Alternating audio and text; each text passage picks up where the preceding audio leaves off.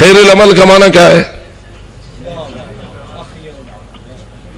تمام انسانی مصروفیات میں سے سب سے بہترین مصروفیت. اللہ کرے ہم کچھ نہ کچھ فکری طور پر تو قائل ہو جائے، اور پھر اللہ کرے کہ ہمارے رواجات اور ہمارا ماحول اور ہمارا معاشرہ ان چیزوں کی طرف جائے اور رائج ہو جائے یہ بات. کیا خیال ہے جب حضرت امام زمان عجل اللہ تعالی فرجہ الشریف کی حکومت قائم ہو جائے گی، اور وہ کہ جس کے لیے ہم اللہم عجل فرجہ وسہل مخرجہ کی دعائیں مانگ رہے ہیں، وہ تشریف لائیں گے اور ان کا نظام عدل اس پوری اس دنیا پر قائم ہو جائے گا، تو حی علی الصلاۃ کا جواب کیسا ہوگا؟ جائیں گے لوگ یا بازاروں میں رہیں گے؟ جی ذرا چشم تخیل میں تو سوچئے کیسا ماحول ہوگا. وہ مسجدیں خالی ہوں گی یا مسجدیں بھری ہوں گی؟ کاروباروں کو ترجیح دی جائے گی یا نماز باجماعت کو ترجیح دی جائے گی؟ تو کیا خیال ہے جب تک وہ نہ آئے ہمیں ویسا نہیں کرنا چاہیے؟ اور یہ بھی سوچنا ہے اللہم عجل فرجہ، اے اللہ جلدی کر ان کے ظہور میں. اس جلدی سے مراد کتنی جلدی ہے؟ آخر ہمیں اپنے دعاؤں کا معنی بھی تو پتا ہونا چاہیے نا. اگر دعا دل میں نہ ہو تو زبانی دعا تو رکھتا ہے ایک طوطے کا رکھتا ہے. ہم طوطے کی رٹ والی بات کرتے ہیں یا یقینی اور قلبی انداز میں معرفت کے ساتھ دعا مانگتے ہیں؟ اور اگر معرفت کی دعا ہے تو مجھے فرمائیے، آپ سب میں مجھ سمیت ہم کہتے ہیں اے اللہ ان کو جلدی بھیج، جلدی بھیج. ذرا اس جلدی کی مجھے لمٹ تو بتائیے، کتنا جلدی؟ 1 مہینہ بعد،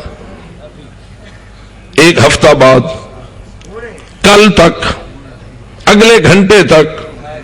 جی ہونے یعنی اسی پل، اسی لمحے. اور اگر آپ چاہتے ہیں کہ وہ اسی لمحے تشریف لائے، یہ فقط لفظ ہے یا حقیقت ہے؟ یہ لفظی دعا ہے یا واقعی قلبی تمنا ہے؟ اور اگر حقیقی اور قلبی تمنا ہے تو پھر ذرا سوچ تو صحیح، اگر وہ ابھی آ جائے، ابھی میرے سامنے آ جائے، تو کیا میں اس لائق ہوں؟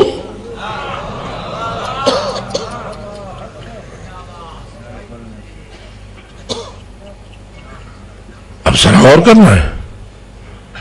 اگر میں اپنے آپ کو اس لائق نہیں بنا چکا تو پھر ان کا آنا میرے فائدے میں ہے یا میرے نقصان میں ہے؟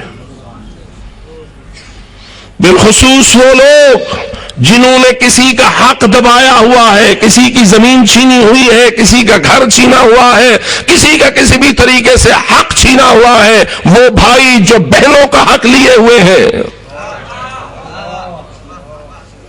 وہ بھائی جو چھوٹے بھائیوں کا حق چھینے ہوئے ہیں، وہ ہمسائے جو ہمسایوں کا حق چھینے ہوئے ہیں، وہ بڑے جو چھوٹوں کا حق چھینے ہوئے ہیں، وہ جاگیردار جو مزاروں پہ ظلم کیے ہوئے ہیں،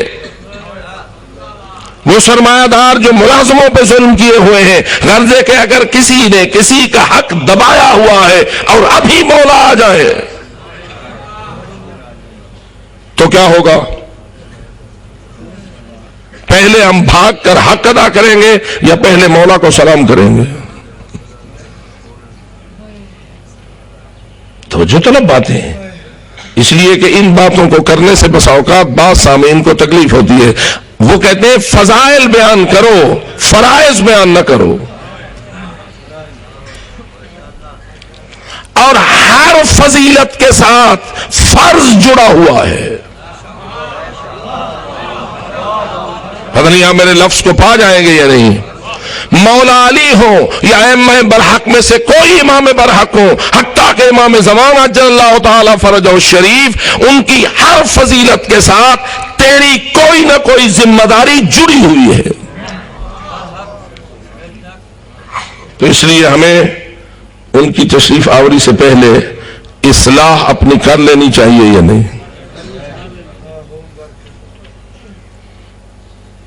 اور نماز کے بارے میں کیا کرنا چاہیے؟ میں اپنے بیٹے کو وصیت کر چکا ہوں، میری نمازیں میرے بعد پڑھا دینا۔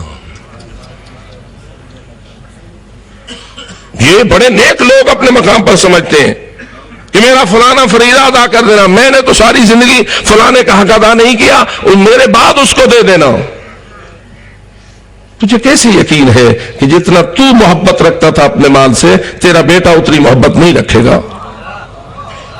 آخر وہ تیرا ہی تو بیٹا ہے۔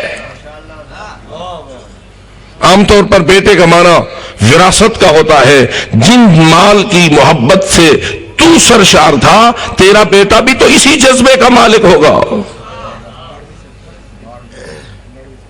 اور اس لیے میں نے کئیوں کو دیکھا ہے کہ آخر میں افسوس کرتے ہیں، دے بیٹھتے ہیں اور افسوس کرتے ہیں، اور پھر دیکھ رہے ہوتے ہیں کہ ہمارے لیے سوائے آگے مصیبت کے اور کچھ بھی نہیں ہے۔ اس لیے معصومین کی نصیحت ہے، جو کرنا ہے خود کر، دوسرے کے حوالے نہ کر۔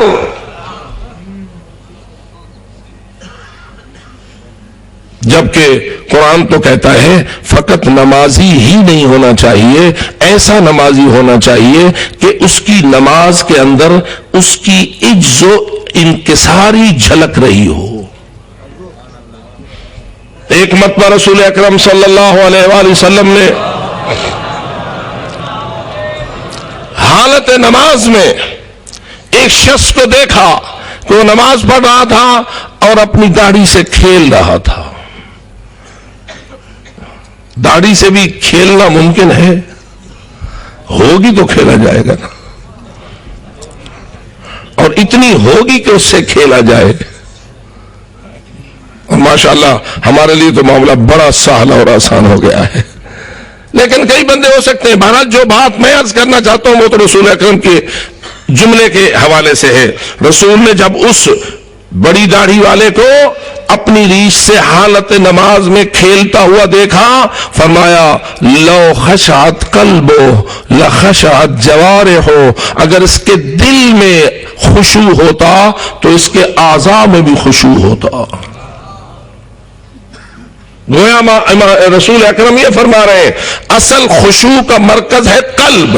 اگر قلب اپنے آپ کو اپنے اللہ کے سامنے عاجز و منکسر بنائے، اس کے خوف میں دبا ہوا ہو، تو انسان کے بدن کا ہر عضو بھی اس سے وہ خشوع و خضوع اور عجز و انکساری کا اظہار جھلکتا ہے۔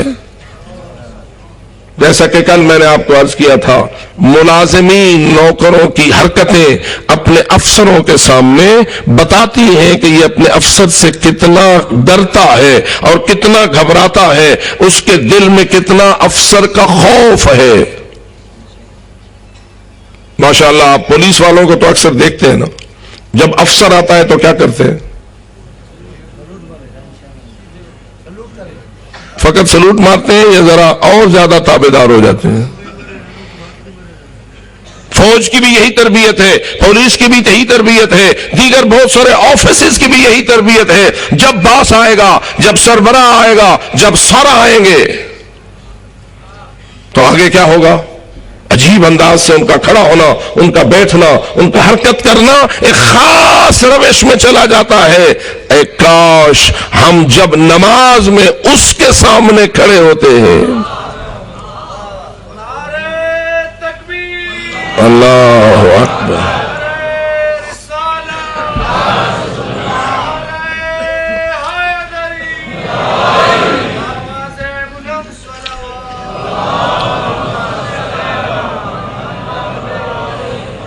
اگر آپ میرے اس لفظ کو برداشت کر لیں اور ناراض نہ ہو تو کہنے کی اجازت دیں، اگر کوئی اپنی داڑھی سے کھیلے اس میں تو خشوع نہیں، اور جو داڑھی مڑا کے آئے اللہ کے سامنے،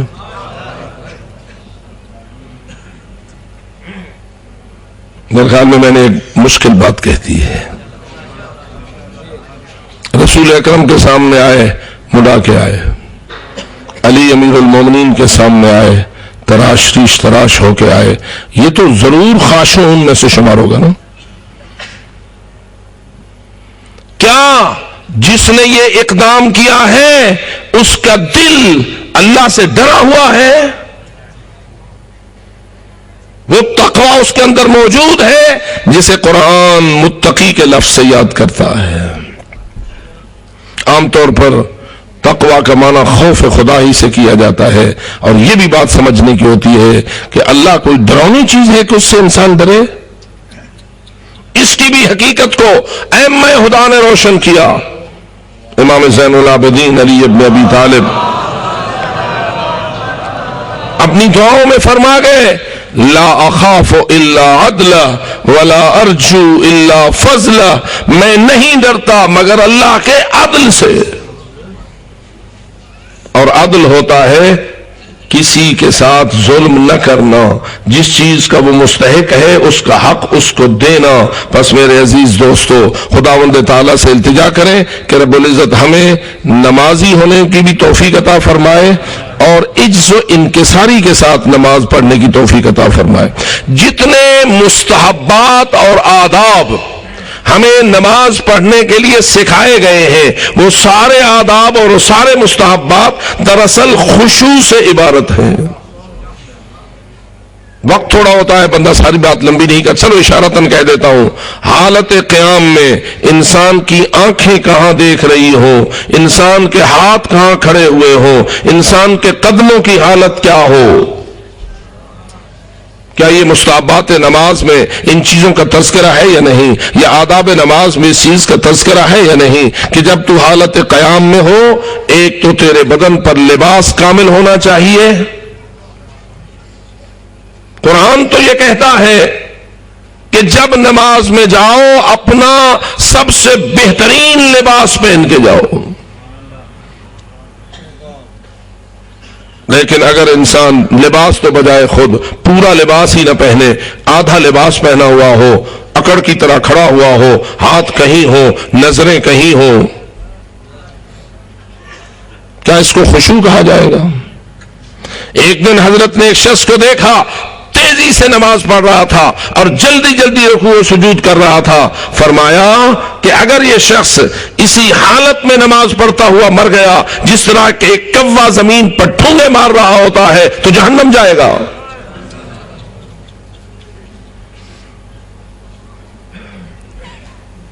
میرے خیال میں آپ بہت زیادہ ناراض ہو جائیں گے۔ اللہم صلی علی محمد۔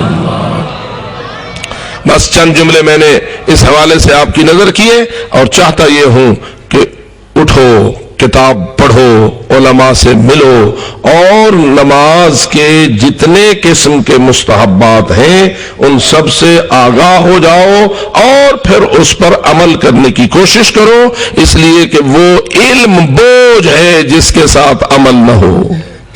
امیر المومنین کا ارشاد ہے العلم بدون العمل وبال والعمل بدون العلم ضلال۔ علم ہو عمل نہ ہو یہ علم وبال بنتا ہے، عمل ہو علم نہ ہو یہ عمل گمراہی بنتا ہے۔ تو اس لیے ہمیں علم بھی ہونا چاہیے یا نہیں، اور عمل وہ بھی ہونا چاہیے یا نہیں۔ خداوند تعالی ہمیں علم و عمل کی دولت سے مالا مال فرمائے۔ جو اپنے حق میں مخلصانہ دعا کو قبول کروانا چاہتا ہے کہ صلوات وسیلہ قبولیت دعا ہے، بآواز بلند صلوات پڑھو۔ محمد و آل محمد۔ کیا خیال ہے ان دعاؤں سے آپ پریشان تو نہیں ہو رہے ہیں؟ کیونکہ میں وہ دعائیں نہیں منگوا رہا کہ اللہ آپ میں سے ہر ایک کو ایک ایک کوٹھی دلوائے، ایک ایک کار دلوائے، ایک ایک مربع دلوائے، یہ کرے وہ کرے۔ وہ باتیں بھی اپنے مقام پر سچ ہیں، میں ان کے سچ اور حق ہونے سے انکار نہیں کرتا، لیکن آئیے کچھ یہ پہلو بھی دیکھیے، یہ بھی دعاؤں کا پہلو ہے جس کا تعلق انسان کی آخرت کی فلاح کے ساتھ ہوتا ہے۔ تو اپنے نمازی ہونے، اپنے خاشع ہونے اور اپنے متقی ہونے کے لیے جو اللہ سے التجا کرنا چاہتا ہے، قلب کے ساتھ وہ بآواز بلند صلوات تلاوت ہے۔ اللہ